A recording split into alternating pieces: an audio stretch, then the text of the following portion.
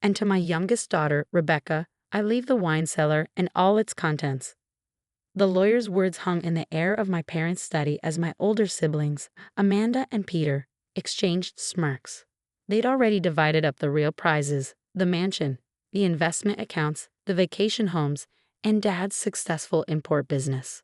"At least you got something," Amanda said with fake sympathy. "Though I'm not sure those dusty old bottles are worth the storage fees." I said nothing, remembering my last conversation with Dad 3 weeks before he passed. He'd taken me down to the wine cellar, something he'd done countless times throughout my childhood. While my siblings had dismissed his wine collecting as an old man's hobby, I'd spent hours with him learning about vintages, regions, and proper storage. "Promise me something, Becca," he'd said, his hand resting on a seemingly ordinary rack of bottles. "Promise you'll never sell the collection, not even one bottle." "I promise, Dad," I'd replied, puzzled by his intensity. "But why?" "Just remember," he'd interrupted, his eyes twinkling with that familiar spark of mischief. "Sometimes the most valuable things are hidden in plain sight." Now, watching my siblings divide up their millions, I wondered what he'd meant. The wine cellar, while extensive, had never seemed particularly valuable. Most of the bottles appeared to be everyday wines, nothing that would interest serious collectors. "Ms. Williams?" The lawyer's voice pulled me from my memories. "Your father left this for you as well." He handed me an envelope with "For Rebecca." "Open alone," written in Dad's distinctive handwriting. Peter snorted. Probably instructions on how to drink cheap wine. I tucked the envelope into my purse, ignoring their laughter. After the will reading, I drove straight to the estate, using my key to enter the wine cellar. The familiar smell of oak and earth welcomed me as I descended the stone steps. Everything looked exactly as it had during my last visit with Dad.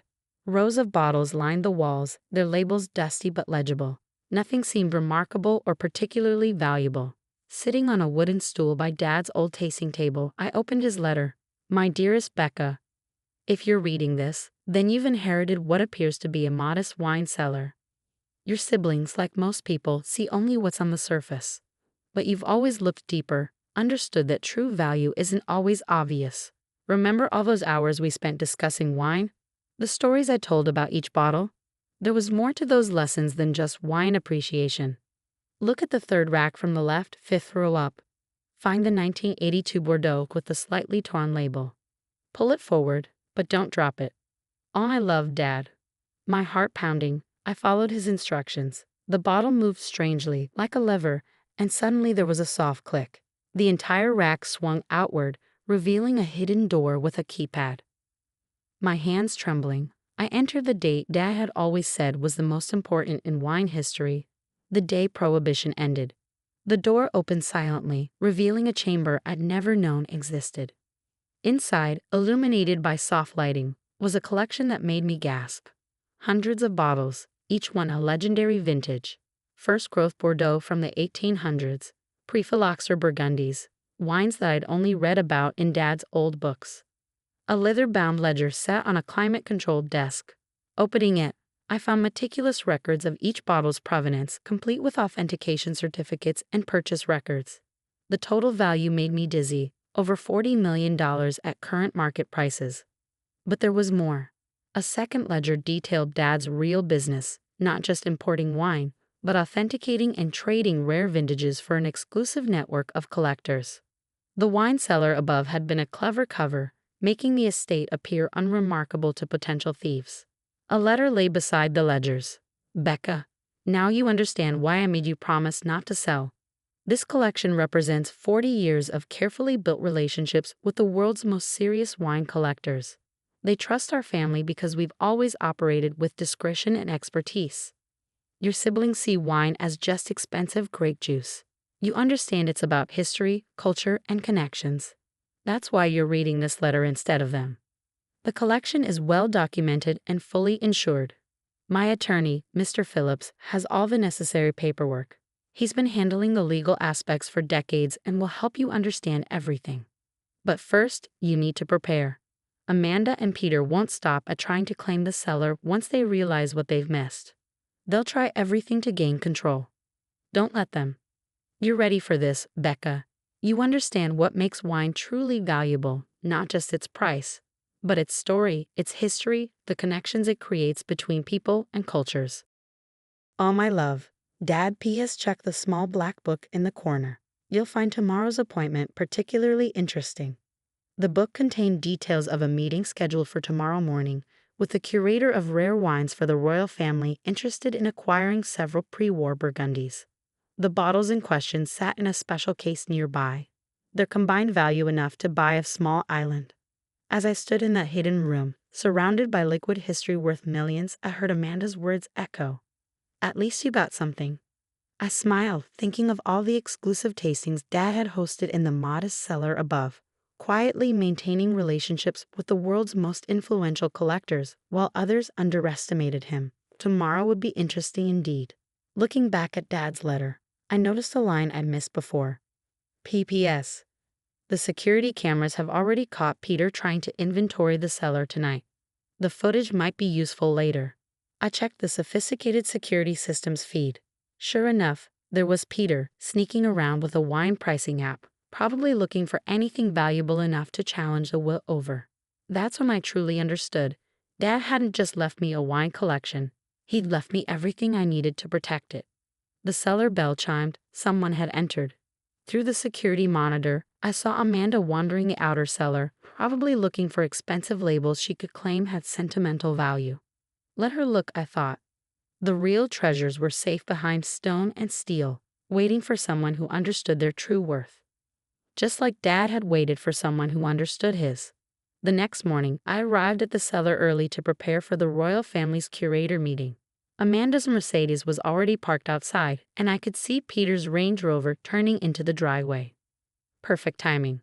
I straightened my vintage Cartier watch, a gift from Dad that my siblings had always dismissed as a reproduction, and waited. Becca. Amanda's voice carried down the cellar stairs. We need to talk about proper storage for these wines. Peter and I think. Later, I interrupted, checking my phone. I have an appointment. An appointment? Peter scoffed as he joined us. In this dusty cellar. With who? The cellar door opened again, and Sir James Wellington, chief wine curator for the royal family, descended the stairs. His assistant followed, carrying specialized cases for transporting rare wines. Ms. Williams? Sir James extended his hand. Your father spoke highly of you. He said you inherited his palate for fine vintages. I led them to the tasting room, the public one, leaving my siblings staring open-mouthed. This needs to be a family discussion, Amanda called after me. Later, I repeated, I have business to conduct. In the tasting room, I used the hidden elevator system I discovered last night to bring up the pre-war Burgundies from the vault. Dad had thought of everything, creating a way to access the collection without revealing its location. Magnificent, Sir James breathed, examining the bottles. The provenance documentation. I provided the comprehensive records Dad had maintained. As you can see, the chain of ownership is unbroken since they left the vineyard in 1939. After an hour of examination and discussion, Sir James made his decision. The royal household would acquire the Burgundies for £2.8 million, maintaining the same discretion that had characterized their 30-year relationship with my father. When I emerged from the tasting room, my siblings were still there, trying to look casual while obviously burning with curiosity. What was that about? Amanda demanded. Just business, I replied. The kind Dad taught me while you were both too busy to learn about cheap bottles. Now look here, Peter stepped forward, his face reddening. This is ridiculous. We had that cellar assessed. You had the public cellar assessed. I corrected him, the part Dad wanted you to see. That stopped him short. What are you talking about? Why don't we discuss it over dinner? Bring your lawyers. You'll need them after your failed inventory attempt last night. Peter went pale.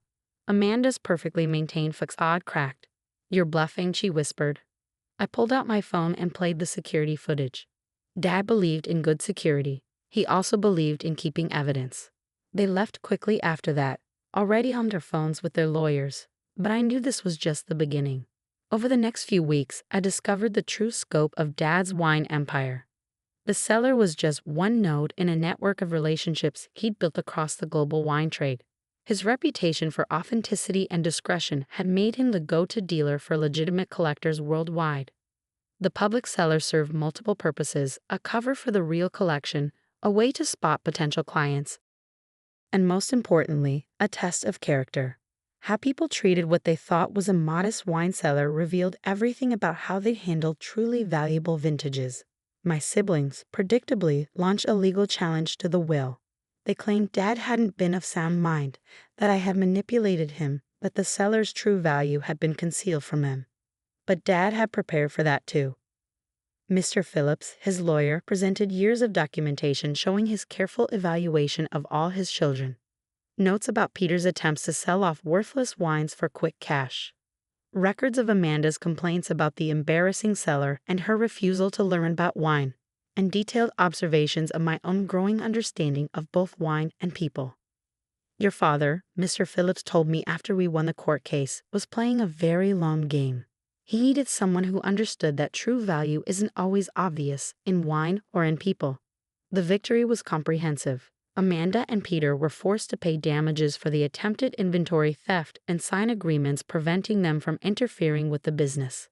But success brought its own challenges. Running an international wine trading business required more than just knowledge of vintages and regions. It needed discretion, judgment, and an ability to read people as carefully as you read wine labels.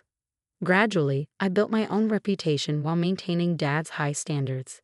The public cellar continued to operate, still serving as both cover and testing ground. I even hired Peter's daughter, who shared my love of wine and had her grandfather's eye for quality, as an apprentice, proving that sometimes taste skips a generation. 1 year after Dad's death, I sat in a hidden vault with a glass of his favorite Bordeaux, reading his personal journals. One entry stood out. The greatest treasures aren't always the ones in plain sight. Sometimes they're the people others overlook, the potential others miss, the value others are too blind to see. Becca understands this. That's why she'll take what I've built and make it even stronger. He'd been right, of course. The real inheritance wasn't just the multi-million-dollar wine collection or the network of international clients. It was the wisdom to see beyond surfaces, to understand that true worth often hides behind modest labels. Amanda and Peter had inherited the mansion and money, the obvious wealth. But I had inherited something far more valuable. A legacy built on understanding, patience, and the ability to recognize treasure in unexpected places. 2 years later, at a private tasting for select clients, Amanda approached me with an unusual request. Would you teach me about wine? Really teach me? I think I finally understand what Dad was trying to show us all those years. I smiled, remembering all her past comments about cheap bottles. I'd be happy to, I said. After all, someone needs to explain that real value isn't always what it appears to be. Looking around the cellar that night, after everyone had gone, I touched the bottle that concealed the vault's entrance. Dad's voice seemed to echo in the silence. Sometimes the most valuable things are hidden in plain sight. How right he'd been. The real treasure wasn't just the wines in the vault. It was in the lessons he'd taught me, the wisdom he'd shared, and the understanding that true value, whether in wine or in people, often lies beneath the surface, waiting for someone patient enough to discover it. Just like Dad had seen the potential in me when everyone else saw just another girl who liked to drink wine with her father. And that, I realized, was the greatest inheritance of all.